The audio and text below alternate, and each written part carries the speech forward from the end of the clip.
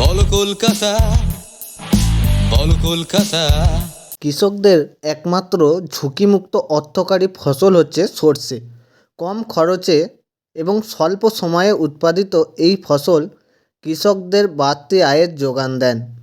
এই জন্য প্রতি বছর কৃষকরা তাদের জমিতে অন্যান্য ফসলের পাশাপাশি কম বেশি সরষের চাষও করেন।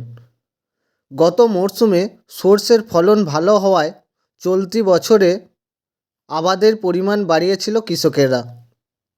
কিন্তু বীজ বপনের সময় বৃষ্টিপাতের কারণে সরষে আবাদ শুরুতেই বিলম্ব হয়। দেরিতে বপনের ফলে সরষা ফলনের ভালো হয়নি। তাই একমাত্র লাভ তো দূরের কথা, কৃষকদের খরচ ওঠানো নিয়ে সংশয় দেখা দিয়েছে।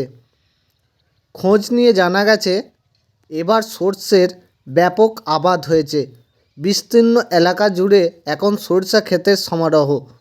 তবে বৃষ্টির কারণে বীজ বপন বিলম্বিত হওয়ার ফলন ভালো হয়নি। পাশাপাশি 3 দিনের ভারী বর্ষণের ফলে সরষে চাষের প্রচুর ক্ষয়ক্ষতি হয়। মাথায় হাত পড়েছে সরষে চাষিদের।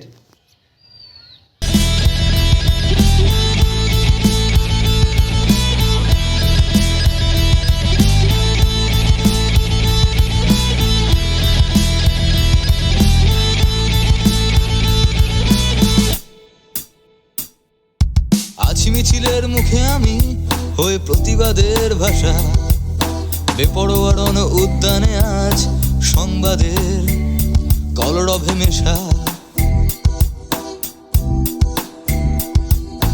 আছি মিছিলের মুখে আমি হয়ে প্রতিবাদের ভাষা, বেপরোয়া রণ উদ্যানে আজ সংবাদের কলরবে মেশা।